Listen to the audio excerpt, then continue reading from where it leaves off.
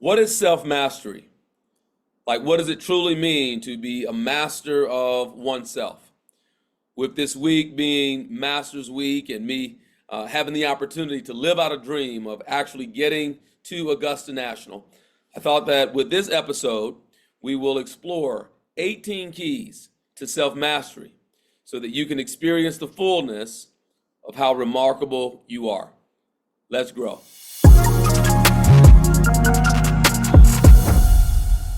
On a typical golf course, there are 18 holes. And so in this episode, we'll explore 18 keys or principles for you to develop self-mastery. Each key can serve as a metaphorical hole on the course to mastery of your life. And so here is how I might structure it. Hole number one is preparation. Preparation is key to self-mastery. So just as a golfer prepares for a tournament, invest time in understanding and planning your particular journey as it relates to what you want and where you ultimately desire to arrive. Hole number two, know the course. That represents awareness of your strengths and also your weaknesses. So just like a golfer has knowledge of the course, I want you to be aware of areas where you can grow and expand. This allows for you to experience truly strategic growth. Number three, practice consistently. Regular practice, just like in golf, is a crucial first skill development in achieving mastery in any area. There are no magic potions. There are no quick fixes. The confidence is built through a development of competency and skill. And so be willing to practice consistently. A great golfer, Ben Hogan, said that you find the answers, you find the solution to the golf swing in the dirt. And what he was speaking to was being like on the driving range and out practicing, paying the price to actually get better. I would encourage that to you as well, okay? So number four, focus on the process, not just on the outcome. Golf can be a very, very frustrating game, just like in life. And if we get too focused on the outcome, we get too focused on the result, and we miss the journey of resilience, okay, or we miss that the journey is building the resilience necessary to enable us to be able to sustain it, then we miss some of the glorious wonder of what it takes to truly transform. Also, adaptability. Adaptability, be willing to adjust. You got to be willing to adjust your strategy and your mindset as you encounter different challenges along the way. I've often said, be one who is stubborn about your goal, but be fluid, be adaptable, be stubborn with the goal, but be flexible in your approach. Resilience. Now, you knew that we weren't going to have 18 steps without me speaking about resilience, and I consider it perhaps the signature hole. Resilience is golf. Like a bad hole doesn't have to last an entire game, though I am guilty of having that be the case. Resilience really represents one's ability to bounce back, and how quickly you bounce back from adversity speaks to your resilience quotient. And then there is patience. Patience also a key. So mastery takes time. Though there are, stories of, natural born this or gifted that. In reality, mastery is a process that requires patience, also tied to practice. And so it may sometimes feel like you're not there yet or you're not getting better, but continue to pay the price, enjoy the journey, be patient, and that leads to a level of mastery. Hole number 9 is mindfulness. Now, mindfulness and being present really speaks to how important it is to stay present and focused on the current, in golf, be the current shot, but in your life, it's about being focused on the present moment. I believe it was Benjamin Disraeli who said that every day, man or mankind crucifies himself between two thieves: the regrets of yesterday and the fear of what tomorrow might bring. The regrets of yesterday, wishing it had gone differently. The fear of what tomorrow might bring. That's worry. If you're in either of those two places, you give up your power. Why? Because your power is in the present moment. And so mindfulness and being present. And then hole number 10 is strategic thinking. Strategic thinking. So when you get to a hole on a golf course and you look out at the hole's layout, what I often look to do is imagine what the architect was looking to challenge. What part of the game was the architect looking to challenge? And so you might look at that as it relates to your life and say, from a excuse me, from a strategic thinking standpoint, plan your actions with the end in mind. Make decisions based on where you would like to be, not where you are right now. Can you suspend immediate gratification for the long-term picture or for the long-term outcome that you desire? Learn from the masters. This is incredibly important that you be surrounded by mentors, coaches, individuals who are willing to share with you their knowledge and their insights. There's nothing quite like playing a golf course for the very first time. You've never seen the holes, you don't know the trouble, you don't know the greens, so forth and so on, compared to having been there perhaps time and time again. To the extent that you can surround yourself with mentors, with coaches who have, they've walked the path, they've climbed that mountain, they know where the bodies are buried, so to speak, and they can share those insights with you. I highly recommend that you surround yourself with coaching and allow yourself to learn from the masters, from people who have actually done it. And then there's mental strength. Now, mental strength, that is where you develop the mental fortitude to stay calm, to stay focused, even under pressure. Can you perform under pressure? There was a quote once that said that in times of pressure, when the pressure's on, we don't rise to the occasion as much as we actually fall to the level of our preparation. And so in those moments where it's required, where you need the shot, where the pressure's on, where you can win the round, win the club championship, beat your buddy, out of like $5, or in your life, when there's an opportunity that has presented itself that represents all of your goals and dreams, it's about in those moments being able to step up and claim what's yours based on what you have actually prepared yourself for. And then there is, the hole where you embrace solitude. If this hole had a name, it would be embrace solitude. Don't be so afraid, my encouragement, don't be so afraid of the silence. Like for some individuals, the silence can be so loud. I encourage you to embrace the silence, embrace the solitude, and enjoy making the moments of solitude in your journey akin to being like playing around by yourself, where no one else is in town or all your buddies are gone. Some rounds you play alone, and it is in those moments, in those rounds, where you can learn so much. Well, it's very likely that you're going to some place in your life that others have not been, where maybe you're the first in your family or the first of your generation to pursue this goal or dream. Be willing to go it alone if necessary. And what you'll find is that there will be people who are like-minded who show up to play. I've had this experience on the golf course where I was playing as a single because I was in a different city or I didn't know any other golfers, no one else was available, whatever. And so I get paired up with someone else. And some of my great rounds, now don't get me wrong, I enjoy rounds with my friends, but some very enlightening rounds have occurred when I got paired up with someone else who was also on the journey, and we had determined that even if it means going solo, today I want to play, so I got to go do it. Okay? So then there is for you to, from embracing solitude, there is continuous learning. Now, clearly, you understood that I was going to definitely mention continuous learning as a key, as one of the keys to you developing self-mastery. I say pursue excellence, not perfection.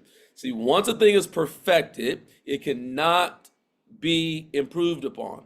So we got to know that nothing's ever perfect. There's always, some improvement that can be made. So then why seek perfection? Why seek an outcome that does not exist? Instead, seek excellence. Why? because we can improve on excellence while also applauding where we are today. Now, what's excellent today may not be excellent a year from now, may not be excellent 6 months from now, but in the present, I can applaud the work that was done, even with the understanding that it can definitely be improved.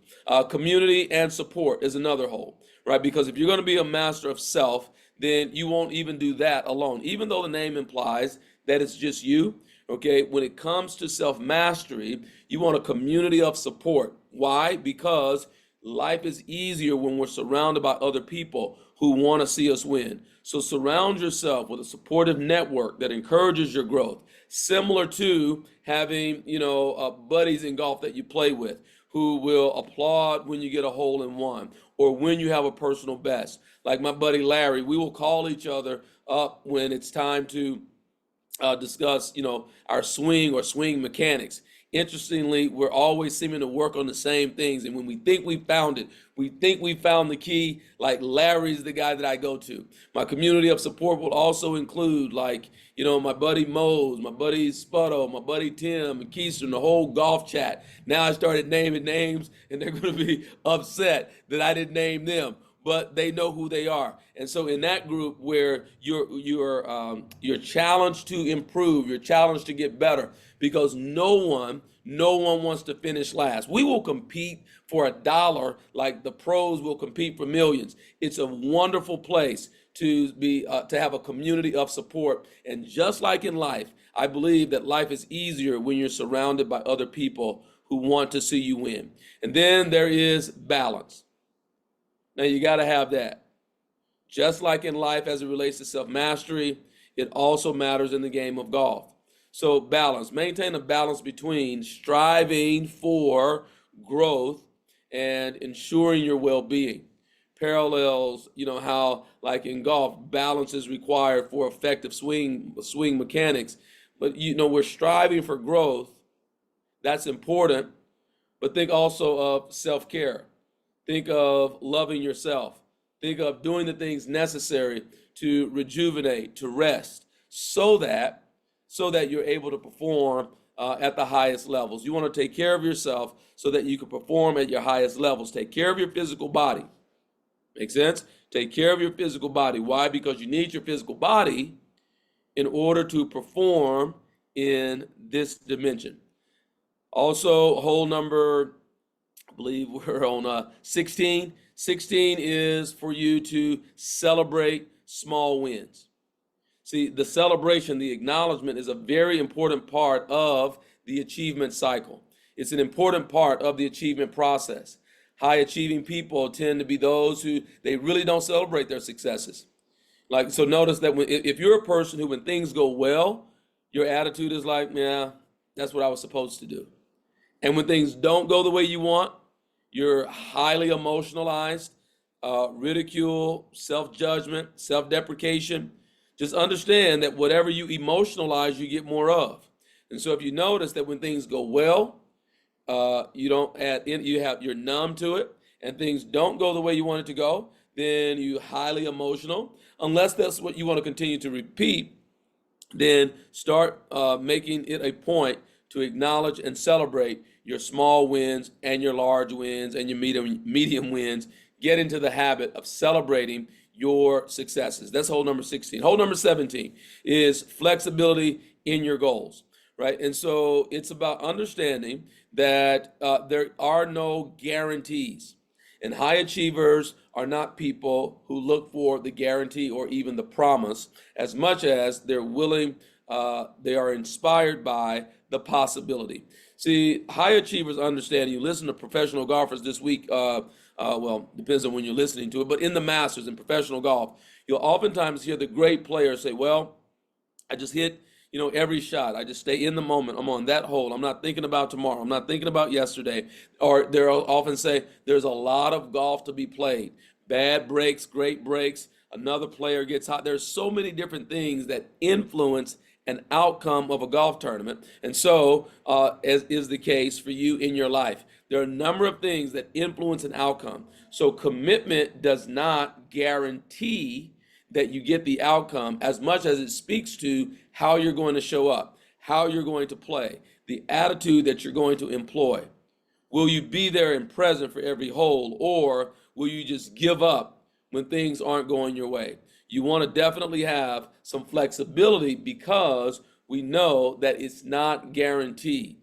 It's not guaranteed. Be inspired by the possibility and not just looking for the promise. And then hole number 18, if it had a name, we would say, enjoy the journey. It is so important that you relish what you're becoming. The outcome isn't the main thing.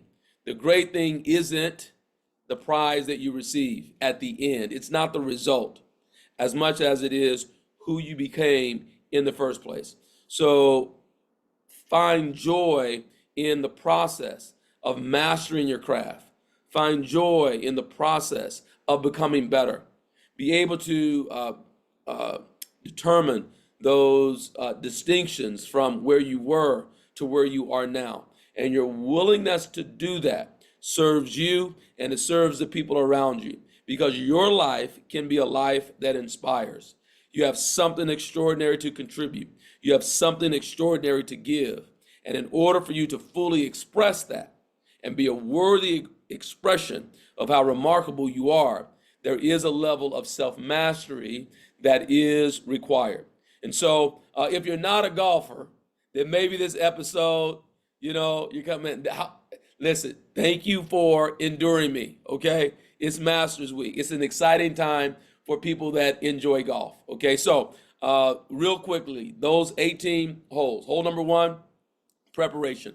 Hole number 2, know the course. Hole number 3, practice consistently. Hole number 4, focus on the process. Hole number 5 is adaptability. Hole number 6 is resilience. Hole number 7 is patience. Hole number 8, mindfulness and presence. Hole number 9, strategic thinking. Hole number 10, learn from the masters. Hole number 11 is having mental strength. Hole number 12, embrace the solitude. Hole number 13, continuous learning. Hole number 14, community and support. Hole number 15, balance. Hole number 16, celebrating small wins. Hole number 17, flexibility in your goals, okay? And then hole number 18 is an encouragement to you to enjoy the journey. If you'll do these things, those 18 things, you'll have a life that is filled with joy, fulfillment, excitement, and happiness. Because the happiness is a result of happiness is the result, not of things being so easy, but because of, or it's a product of, who you became in the process of overcoming challenges.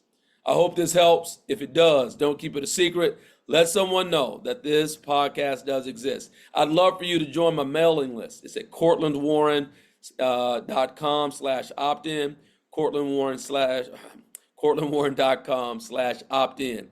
And you can join my email list. I would really appreciate that, because in so doing, I'm able to communicate with you directly and not be just, dependent on platforms. Thanks a lot for joining me for what is the 52nd episode of Unmuted. I'm excited about that because a year ago, I set out to once a week provide content that I believe will be of value to people. Thank you for listening. If you haven't subscribed, please do so. And we'll see you next time.